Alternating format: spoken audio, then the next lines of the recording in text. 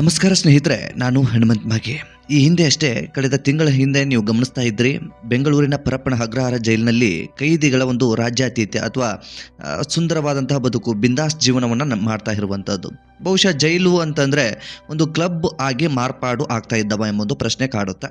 ಇಂತಹದ್ದೇ ಮತ್ತೊಂದು ಘಟನೆ ಈಗ ನಮ್ಮ ರಾಜ್ಯದಲ್ಲಿ ನಡೆದು ಬಿಟ್ಟಿದೆ. ಈಗ ಒಂದು ಸೋಷಿಯಲ್ ಮೀಡಿಯಾದಲ್ಲಿ ಅಥವಾ ನೀವು ಈಗ ಗಮನಿಸ್ತಾ ಇರ್ಬೋದು, ದೃಶ್ಯಗಳನ್ನು ಗಮನಿಸ್ತಾ ಇದ್ದೀರಿ. ಈ ದೃಶ್ಯ ಕೇಂದ್ರ ಕಾರಾಗೃಹ ಕಲಬುರಗಿಯ ಒಂದು ಕೈದಿಗಳು ಆ ಒಂದು ಕೇಂದ್ರ ಕಾರಾಗೃಹದಲ್ಲಿ ಏನಿದ್ದಾರೆ ಆ ಕೈದಿಗಳ ವಿಡಿಯೋಗಳು ಅಂತ ಹೇಳಲಾಗ್ತಾ ಇರುವಂಥದ್ದು. ಸೊ ಈ ಕುರಿತಾಗಿ ಒಂದಿಷ್ಟು ಚರ್ಚೆಯನ್ನು ಮಾಡ್ತಾ ಹೋಗೋಣ. ಏನಿದು ಮಾಹಿತಿ, ಇಲ್ಲಿನ ಅಧಿಕಾರಿಗಳು ಅದೇನು ಕಿತಿ ದಬಾಕ್ತಾ ಇದ್ದಾರೆ, ಸೊ ಇದಕ್ಕೆ ಸಂಬಂಧಪಟ್ಟ ಹಾಗೆ ಅಧಿಕಾರಿಗಳು ಯಾರ್ಯಾರು ಯಾವ ರೀತಿಯಾಗಿ ಇದ್ದಾರೆ, ಅವರ ಕೆಲಸಗಳು ಏನು ಮಾಡ್ತಾ ಇದ್ದಾರೆ, ಸೊ ಈ ಕುರಿತಾಗಿ ಒಂದಿಷ್ಟು ಪ್ರಶ್ನೆಗಳನ್ನೆಲ್ಲವನ್ನು ಕೂಡ ಎತ್ತುತ್ತಾ ಹೋಗೋಣ. ಈ ವಿಡಿಯೋನ ಕೊನೆವರೆಗೂ ನೋಡಲೇಬೇಕು. ಸೊ ಈ ಒಂದು ವಿಡಿಯೋನ ಕೊನೆವರೆಗೂ ನೋಡಿದ್ರೆ ಖಂಡಿತವಾಗಿಯೂ ನಿಮಗೆ ಒಂದು ಮಾಹಿತಿ ಅಥವಾ ಸೂಕ್ತವಾದಂಥ ಮಾಹಿತಿ ಅಥವಾ ಸಮಾಜಘಾತುಕ ಪರಿಸ್ಥಿತಿಗಳು ಹೇಗಿದ್ದಾವೆ, ಅಧಿಕಾರಿಗಳು ಎಂಥ ನಾಲಾಯಕ ಕೆಲಸಗಳನ್ನು ಮಾಡ್ತಾ ಇದ್ದಾರೆ ಎಂಬುದು ಗೊತ್ತಾಗುವಂಥ ಸಾಧ್ಯತೆ ಇರುತ್ತೆ. ಹಾಗಾಗಿ ವಿಡಿಯೋನ ಕೊನೆವರೆಗೂ ನೋಡಿ. ನೀವೇನಾದರೂ ಮೊದಲ ಸಲ ನಮ್ಮ ಚಾನಲ್ ಗಮನಿಸ್ತಾ ಇದ್ದರೆ ಈ ಕೂಡಲೇ ಚಾನಲ್ನ ಸಬ್ಸ್ಕ್ರೈಬ್ ಮಾಡಿ, ಹೆಚ್ಚಿನ ವಿಡಿಯೋಗಳಿಗಾಗಿ ಬೆಲ್ ಐಕನ್ ಕೂಡ ಕ್ಲಿಕ್ ಮಾಡಿಕೊಳ್ಳಿ. ಸ್ನೇಹಿತರೆ, ನೀವು ದೃಶ್ಯವನ್ನು ಗಮನಿಸ್ತಾ ಇದ್ದೀರಿ. ದೃಶ್ಯದಲ್ಲಿ ಈಗಾಗಲೇ ಸ್ನೇಹಿತರೆ ನೀವೇನು ದೃಶ್ಯವನ್ನು ಗಮನಿಸ್ತಾ ಇದ್ರೆ ಇದು ಯಾವುದೋ ಒಂದು ಕ್ಲಬ್ನಲ್ಲಿ ಅಥವಾ ಇನ್ಯಾವುದೋ ಕಡೆ ನಡೆದಿರ್ತಕ್ಕಂಥದ್ದಲ್ಲ. ನಮ್ಮ ರಾಜ್ಯದ ಕೇಂದ್ರ ಕಾರಾಗೃಹ ಆಗಿರ್ತಕ್ಕಂಥ ಕಲಬುರಗಿಯ ಕೇಂದ್ರ ಕಾರಾಗೃಹ ಅಲ್ಲಿ ನಡೆದಿರ್ತಕ್ಕಂಥ ದೃಶ್ಯಗಳಿವು. ಸೊ ಕೈಯಲ್ಲಿ ಸಿಗರೇಟ್ ಹಿಡಿದಿದ್ದಾರೆ, ಮುಂದೆ ಸಾಕಷ್ಟು ದುಡ್ಡುಗಳನ್ನ ಇಟ್ಕೊಂಡಿದ್ದಾರೆ, ಫೋನ್ಗಳಿದ್ದಾವೆ, ಎಣ್ಣೆ ಪಾರ್ಟಿ ಮಾಡ್ತಾ ಇದ್ದಾರೆ. ರಾಜಾರೋಷವಾಗಿ ಓಪನ್ ಅಪ್ ಆಗಿ ಒಂದು ಇಸ್ಪೇಟನ್ನು ಹಾಡುವಂಥ ಕೆಲಸವನ್ನು ಮಾಡ್ತಾ ಇದ್ದಾರೆ. ಸೊ ಈ ಪದ ಬಳಕೆ ಎಷ್ಟು ಸೂಕ್ತವೋ ನನಗೆ ಗೊತ್ತಿಲ್ಲ, ಬಟ್ ನಿಮಗೆ ಈ ಒಂದು ವಿಷಯ ಅರ್ಥ ಆಗಬೇಕು ಅನ್ನೋ ಕಾರಣದಿಂದಾಗಿ ಈ ಪದ ಬಳಕೆಗಳನ್ನು ಮಾಡ್ತಾ ಇದ್ದೀನಿ. ಹಾಗಾಗಿ ಈ ಒಂದು ವಿಡಿಯೋನ ಚಿಕ್ಕ ಮಕ್ಕಳು ಯಾರಾದರೂ ನೋಡ್ತಾ ಇದ್ರೆ ಖಂಡಿತವಾಗಿ ಈ ವಿಡಿಯೋನ ಇಲ್ಲಿಗೆ ಸ್ಕಿಪ್ ಮಾಡಿಬಿಡಿ, ದಯವಿಟ್ಟು ವಿಡಿಯೋನ ನೋಡೋದಕ್ಕೆ ಹೋಗಬೇಡಿ. ಸೊ ಹಾಗಾಗಿ ಇಂತಹದ್ದೊಂದು ಪರಿಸ್ಥಿತಿ ನಮ್ಮ ರಾಜ್ಯದಲ್ಲಿ ಈಗ ಮತ್ತೆ ಹುಟ್ಟಿಕೊಂಡು ಬಿಟ್ಟಿದೆ. ಇಂತಹ ದೃಶ್ಯಗಳನ್ನು ನೋಡಿದಾಗ ಸಹಜವಾಗಿ ಒಂದು ಪ್ರಶ್ನೆ ಕಾಡೋದಕ್ಕೆ ಪ್ರಾರಂಭವಾಗುತ್ತೆ. ಮೊದಲನೇ ಪ್ರಶ್ನೆ, ಒಂದು ಜೈಲು ಅಂದರೆ ಏನು, ಜೈಲಲ್ಲಿ ಎಲ್ಲವೂ ಕೂಡ ಸಿಗುತ್ತಾ ಅನ್ನೋ ಒಂದು ಪ್ರಶ್ನೆ ಕಾಡುತ್ತೆ. ಸಹಜವಾಗಿ ಜೈಲಲ್ಲಿ ಎಂಥವ್ರು ಇರ್ತಾರೆ, ಕೆಲವೊಂದು ಆರೋಪ ಹೊತ್ತಿರ್ತಕ್ಕಂಥವ್ರು ಇರ್ತಾರೆ, ಅದೇ ರೀತಿಯಾಗಿ ಯಾವುದೋ ಒಂದು ಪ್ರಕರಣದಲ್ಲಿ ಶಿಕ್ಷೆ ಆಗಿ ಆ ಒಂದು ಜೈಲು ವಾಸವನ್ನು ಅನುಭವಿಸ್ತಾ ಇರ್ತಾರೆ. ಅಂಥವರು ಈಗ ರಾಜಾರೋಷವಾಗಿ ಈ ರೀತಿಯಾಗಿ ಹಾಡ್ತಾ ಇರುವಂತಹದ್ದು. ಸೊ ಬಹುಶಃ ಈ ರೀತಿಯಾದಂಥ ವಿಡಿಯೋಗಳು ಅಥವಾ ಈ ರೀತಿಯಾದಂಥ ಬದುಕು ಜೈಲಲ್ಲಿ ಸಿಗುತ್ತೆ ಅಂತ ಅಂದಾಗ ಸಹಜವಾಗಿ ಹೊರಗಡೆ ಇರುವಂಥ ಸಮಾಜ, ಹೊರಗಡೆ ಇರುವಂಥ ಕೆಲವೊಂದಿಷ್ಟು ಯುವಕರಿಗೆ ಇದು ಏನು ಸಂದೇಶವನ್ನು ಕೊಡುತ್ತೆ ಅನ್ನೋದು ಕೂಡ ಒಂದು ದೊಡ್ಡ ಪ್ರಶ್ನೆ ಹಾಗೆ ಬರುತ್ತೆ. ಈ ವಿಡಿಯೋನ ಯಾರು ರಿಲೀಸ್ ಮಾಡಿದ್ರು, ಯಾರಿಂದ ಬಂತು ಅನ್ನೋದು ಮುಖ್ಯ ಆಗೋದಿಲ್ಲ. ಇಲ್ಲಿ ಬದಲಿಗೆ ಒಂದು ಜೈಲು ವ್ಯವಸ್ಥೆ ಯಾವ ರೀತಿಯಾಗಿದೆ ಅನ್ನೋದು ತುಂಬ ಮುಖ್ಯ ಆಗುತ್ತೆ. ಹಾಗಾಗಿ ಈ ಸಂಬಂಧಪಟ್ಟ ಅಧಿಕಾರಿಗಳು ಅದೇನು ಗಂಟೆ ಬಾರಿಸ್ಕೊಂಡು ಕೂತ್ಕೊಂಡಿದ್ದಾರೋ ಗೊತ್ತಿಲ್ಲ. ಸೊ ರಾಜಾರೋಷವಾಗಿ ಒಂದು ಜೈಲಲ್ಲಿ ಕುಳಿತುಕೊಂಡು ಕೈದಿಗಳು ಅಥವಾ ಒಂದು ಆರೋಪ ಅಥವಾ ಒಂದು ಪ್ರಕರಣದಲ್ಲಿ ಅಪರಾಧಿಗಳಾಗಿ ಶಿಕ್ಷೆಯನ್ನು ಹೊಂದಿರತಕ್ಕಂಥವರು ರಾಜಾರೋಷವಾಗಿ ಜೀವನವನ್ನು ಮಾಡೋದಾದರೆ, ಹೊರಗಡೆ ಯುವಕರು ಇದೇ ರೀತಿಯಾದಂಥ ರಾಜಾತೀತೆ ನಮ್ಮ ಜೈಲಲ್ಲಿ ಸಿಗುತ್ತೆ ಅಂದಾಗ ಸಹಜವಾಗಿ ಕೆಟ್ಟ ಕೆಲಸಗಳನ್ನು ಮಾಡೋದರಲ್ಲಿ ಮುಂದಾಗೋದಕ್ಕೆ ಇದು ಪ್ರಚೋದನೆ ನೀಡುತ್ತೆ ಅಂತ ಹೇಳಿದ್ರು ಕೂಡ ತಪ್ಪಾಗಲಿಕ್ಕಿಲ್ಲ. ಸೊ ಇದೆಂತಹ ಕೆಟ್ಟ ವ್ಯವಸ್ಥೆ ನೋಡಿ, ನಮ್ಮ ಜೈಲಿನ ವ್ಯವಸ್ಥೆಗಳು ಹೇಳೋರಿಲ್ಲ ಕೇಳೋರಿಲ್ಲ ಅನ್ನೋ ರೀತಿ ಹಾಗೆ ಬಿಟ್ಟಿದೆ. ಇತ್ತೀಚೆಗೆ ಒಂದು ಸೋಷಿಯಲ್ ಮೀಡಿಯಾದಲ್ಲೂ ಅಥವಾ ನಮ್ಮ ವಿಜಯ್ ಟೈಮ್ಸ್ನವರು ಕೂಡ ಒಂದು ವರದಿಯನ್ನು ಕೂಡ ಮಾಡಿದರು.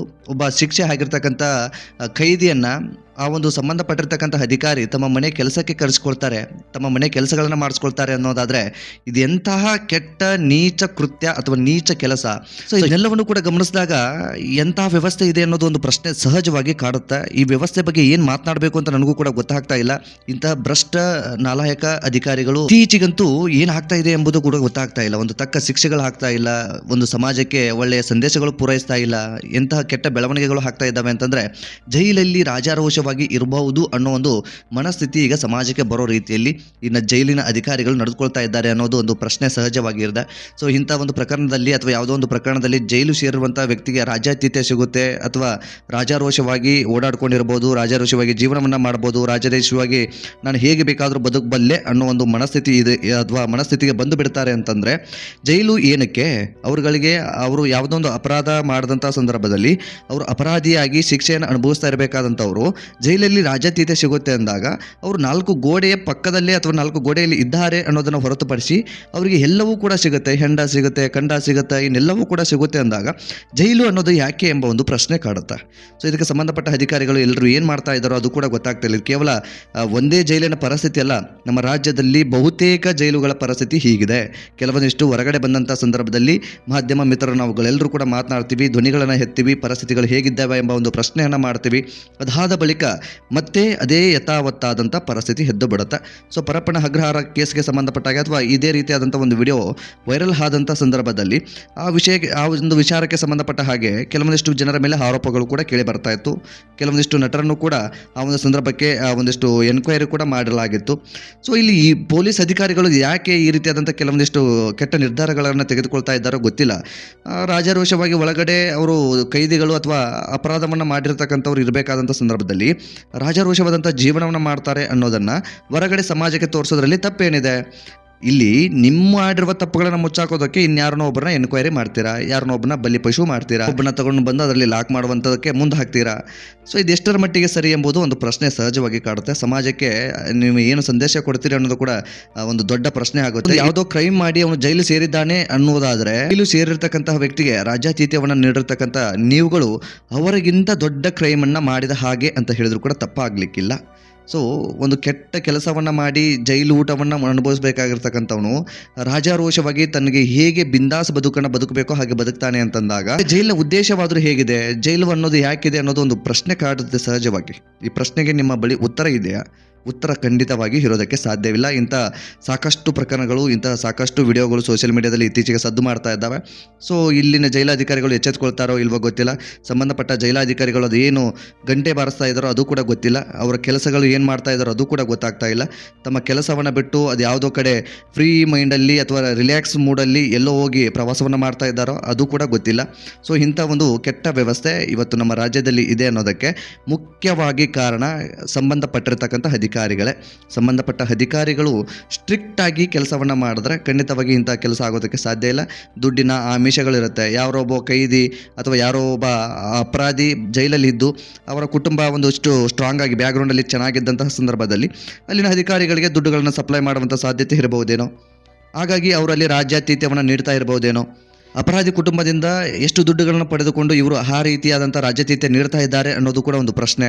ಸೊ ಎಲ್ಲ ಪ್ರಶ್ನೆಗೂ ಇವ್ರ ಕಡೆ ಉತ್ತರ ಸಿಗುತ್ತಾ? ಖಂಡಿತವಾಗಿಯೂ ಸಿಗೋದಿಲ್ಲ. ಅಂತಹ ಕೆಟ್ಟ ಪರಿಸ್ಥಿತಿ ನಮ್ಮ ದೇಶದಲ್ಲಿದೆ, ನಮ್ಮ ರಾಜ್ಯದಲ್ಲಿದೆ. ಸೊ ಇದು ಯಾವಾಗೂ ಬದಲಾಗುತ್ತೆ ಅನ್ನೋದು ಕೂಡ ಒಂದು ದೊಡ್ಡ ಪ್ರಶ್ನೆ. ಬಹುಶಃ ಬದಲಾಗೋದಕ್ಕೆ ಸಾಧ್ಯ ಇಲ್ಲ ಅಂತ ಕಾಣಿಸುತ್ತೆ. ಯಾಕೆ ಅಂತಂದರೆ ಈ ರೀತಿಯಾಗಿ ವಿಡಿಯೋಗಳು ವೈರಲ್ ಆದಂಥ ಸಂದರ್ಭದಲ್ಲಿ ಅವುಗಳ ಬಗ್ಗೆ ಮಾತನಾಡಿದಾಗ ಅಲ್ಲಿನ ಸಂಬಂಧಪಟ್ಟ ಅಧಿಕಾರಿಗಳು ಎಚ್ಚೆತ್ತುಕೊಳ್ತಾರೆ. ಆಗಂತೆ ಈಗಂತೆ ಒಂದಿಷ್ಟು ಏನೋ ಮಾಡೋದಕ್ಕೆ ಮುಂದೆ ಹಾಕಿ ಬಿಡ್ತಾರೆ. ಆದರೆ ಅದೆಲ್ಲವೂ ಕೂಡ ಆದಮೇಲೆ ಆ ಸುದ್ದಿ ಅಲ್ಲಿಗೆ ಕಂಪ್ಲೀಟ್ ಅಥವಾ ಕ್ಲೋಸ್ ಆದ ಬಳಿಕ ಮತ್ತೆ ಯಥಾವತ್ತು ಯಾವ ರೀತಿಯಾಗಿ ಆರಂಭವಾಗಿರುತ್ತೋ ಅದೇ ಮುಂದುವರಿಯುವಂಥ ಸಾಧ್ಯತೆ ಹೆಚ್ಚಾಗಿ ಇರುತ್ತೆ. ಸೊ ಸೋಷಿಯಲ್ ಮೀಡಿಯಾದಲ್ಲಿ ಇದು ಕಲಬುರ್ಗಿಯ ಒಂದು ಜೈಲಿನಲ್ಲಿ ನಡೀತಾ ಇರುವಂಥ ಕೃತ್ಯ ಅಥವಾ ನಡೀತಾ ಇರುವಂಥ ಒಂದು ದಂಧೆ ಅನ್ನೋ ರೀತಿಯಲ್ಲಿ ಸುದ್ದಿ ವೈರಲ್ ಆಗ್ತಾ ಇತ್ತು. ಆ ಕುರಿತಾಗಿ ಮಾಹಿತಿಯನ್ನು ಹಂಚ್ಕೊಂಡಿದ್ದೀನಿ. ಅದು ಒಂದು ವೇಳೆ ಸತ್ಯವಾಗಿದ್ದರೆ ಮಾತ್ರ ಈ ಒಂದು ಮಾಹಿತಿಯನ್ನು ಅದಕ್ಕೆ ಅಪ್ಲೈ ಆಗುತ್ತೆ. ಅದು ಸತ್ಯ ಅಲ್ಲ ಅನ್ನೋದಾದರೆ ಈ ಒಂದು ಮಾಹಿತಿ ಅದಕ್ಕೆ ಅಪ್ಲೈ ಆಗೋದಿಲ್ಲ. ಸೊ ಈ ಕುರಿತಾಗಿ ನಿಮ್ಮ ಅನಿಸಿಕೆ ಏನು ಎಂಬುದನ್ನು ಕಾಮೆಂಟ್ ಬಾಕ್ಸಲ್ಲಿ ಮೆನ್ಷನ್ ಮಾಡಿ. ಆದಷ್ಟು ಈ ವಿಡಿಯೋನ ನಿಮ್ಮ ಫ್ರೆಂಡ್ಸ್ ಹಾಗೂ ಫ್ಯಾಮಿಲಿಗೂ ಕೂಡ ಶೇರ್ ಮಾಡಿ. ಮತ್ತು ಮುಂದಿನ ವಿಡಿಯೋದಲ್ಲಿ ಸಿಗೋಣ. ನಮಸ್ಕಾರ.